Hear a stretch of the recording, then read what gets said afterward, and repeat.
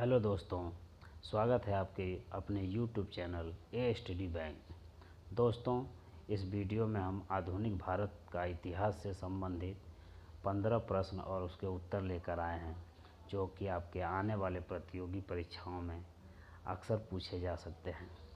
तो दोस्तों, ये हमारे वीडियो का पार्ट 1 यानी पहला सीरीज़ है, जिसमें आपको 15 प्रश्न और उसके उत्तर मिलेंगे, जो कि आपके आधुनिक भारत के इतिहास से संबंधित हैं।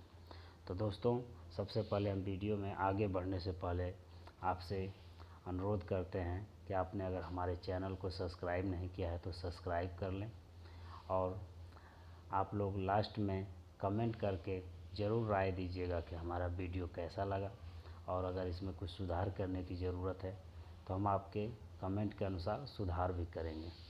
और दोस्तों, इस वीडियो के PDF भी आप हमारे टेलीग्राम चैनल, जिसका लिंक हमने बगल में लिखा हुआ है ए स्टडी बैंक, यहाँ से आप सभी वीडियो के PDF को भी डाउनलोड कर सकते हैं। तो चलिए दोस्तों, हम बढ़ते हैं अपने वीडियो को आगे प्रश्नों के तरफ।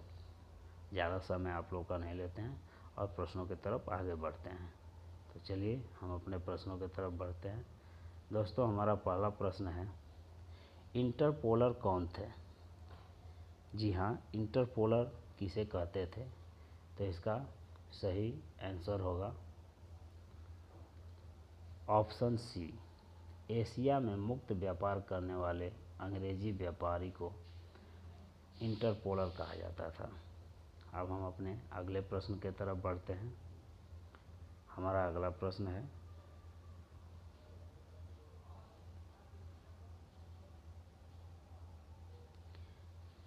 किन चीज़ों की निर्यात ईस्ट इंडिया कंपनी भारत से करती थी? यानी ईस्ट इंडिया कंपनी भारत से क्या चीज़ों को अपने देश ले जाती थी?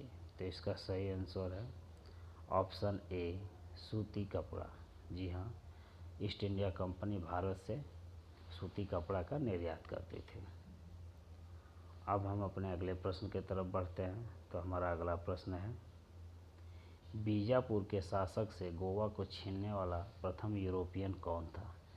तो इसका सही आंसर है आपका ऑप्शन ए, अल्बुकर्क। जी हाँ, अल्बुकर्क एक फ्रांसीसी था जो कि आपका बीजापुर के शासक से गोवा को छीन लिया था। अब हम अपने अगले प्रश्न की तरफ बढ़ते हैं। हमारा अगला प्रश्न है, परवर्ती 17वीं एवं प्रारंभिक 18वीं शताब्दियों में इंडोनेशियाई द्वीप समूह में भारतीय अफीम के निर्यात पर किसका प्रभुत्व था? जी हाँ, 17वीं शताब्दी के लास्ट में और 18वीं शताब्दियों के शुरुआत में इंडोनेशियाई द्वीप समूह पर भारतीय अफीम के निर्यात पर किसका प्रभुत्व था? तो इसका सही उत्तर होगा option C, Dutch East India Company का। अब हम अपने अगले प्रश्न की तरफ बढ़ते हैं। हमारा अगला प्रश्न है, कौन सा बंदरगाह काली मिर्च निर्यात करने के लिए प्रसिद्ध था? तो इसका सही उत्तर है कालीकट। जो जैसा कि आप लोग जानते हैं कि भारत में सबसे पहले वास्को डी गामा जब आए थे तो कालीकट बंदरगाह पे ही गए थे। तो कालीकट बंदरगाह जो है अपने काली मिर्च निर्यात करने के लिए प्रसिद्ध था। अब हम अपने अगले प्रश्न की तरफ बढ़ते हैं। हमारा अगला प्रश्न है, भारत के पश्चिमी तट के निम्न में से किस स्थल पर इंग्लिश फैक्ट्री थी?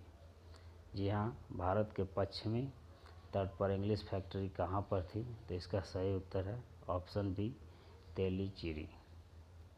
अब हम अपने अगले प्रश्न की तरफ बढ़ते हैं। तो हमारा अगला प्रश्न है, किस यूरोपीय व्यापारिक कंपनी के पर्यवेक्षण में कासिम बाजार नगर ने 17वीं शताब्दी में सर्वाधिक मात्रा में रेशमी तागे का उत्पादन किया था? तो इसका सही उत्तर है ऑप्शन सी, डच। जी हाँ, 17वीं शताब्दी में सबसे ज़्यादा मात्रा में रेशमी तागे का जो उत्पादन होता था वो डच ईस्ट इंडिया कंपनी के पर्यवेक्षण में होता था। अब हम अपने अगले प्रश्न की तरफ बढ़ते हैं। हमारा अगला प्रश्न है, भारत में आने वाले प्रथम अंग्रेजी जहाज़ का क्या नाम था? तो इसका सही उत्तर है रेड ड्रैगन, ऑप्शन बी। जी हाँ, भारत में आने वाले प्रथम अंग्रेजी जहाज़ का नाम रेड ड्रैगन था। अब हम अपने अगले प्रश्न की तरफ बढ़ते हैं। अगला प्रश्न है, वह अंग्रेज यात्री जो तुर्की तथा फारसी भाषा का विद्वान था। तो इसका सही आंसर होगा ऑप्शन ए कैप्टन हॉकिंस।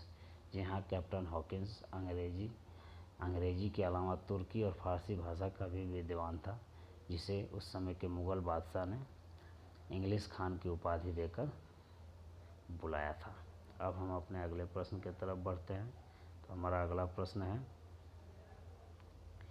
रिज्विक संधि जो कि 1697 में हुई थी, कि रिज्विक संधि 1697 के पश्चात पांडिचेरी वापस किसको मिला? तो इसका सही उत्तर होगा ऑप्शन ए फ्रांसीसियों को। अब हम अपने अगले प्रश्न की तरफ बढ़ते हैं।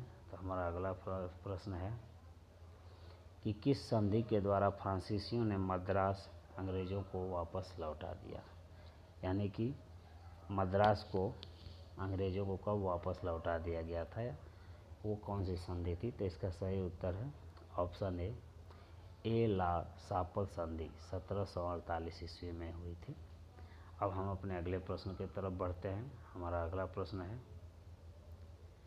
निशान किसे कहा जाता है? जी हाँ, निशान किसे कहा जाता है?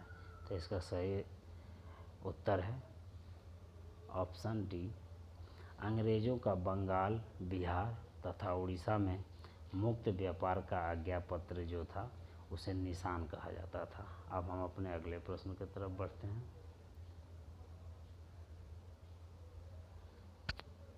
अपने क्षेत्र में किस पुर्तगाली गवर्नर ने सती प्रथा को प्रतिबंधित कर दिया था? जी हाँ, तो इसका सही आंसर है option C, Alfonso de Albuquerque. जी हाँ, अल्फांसो डी अल्बुकर्क ने अपने क्षेत्र में, जब वो गवर्नर बन के भारत में आया था, तो सती प्रथा को प्रतिबंधित कर दिया था। अब हम अपने अगले प्रश्न की तरफ बढ़ते हैं। हमारा अगला प्रश्न है, अंग्रेज़ों का फोर्ट विलियम कहाँ पर स्थित है? तो इसका सही आंसर है कलकत्ता। जी हाँ, अंग्रेज़ों का जो फोर्ट विलियम है वो कलकत्ता में स्थित है। अब हम अपने अगले प्रश्न की तरफ बढ़ते हैं, जो कि हमारा इस सीरीज का लास्ट प्रश्न है। अल्फांसो डी अल्बुकर्क की मज़ार कहाँ अवस्थित है? जी हाँ, अल्फांसो डी अल्बुकर्क जो कि एक पुर्तगाली गवर्नर था, और इसकी मज़ार कहाँ पे अवस्थित है? तो इसका सही आंसर है गोवा में, जो कि आप लोग को बताया गया है कि इसने सती प्रथा को भी अपने क्षेत्र में प्रतिबंधित किया था। तो दोस्तों, आप लोग को हमारा वीडियो कैसा लगा, आप लोग कमेंट करके ज़रूर बताएं, और हमारे चैनल को सब्सक्राइब करें, ज़्यादा से ज़्यादा वीडियो को लाइक करें और शेयर करें, और हमारे टेलीग्राम चैनल को भी ज्वाइन कर लें, जहां से आप लोग को हमारे सारे वीडियो के PDF मिलते रहेंगे। धन्यवाद दोस्तों।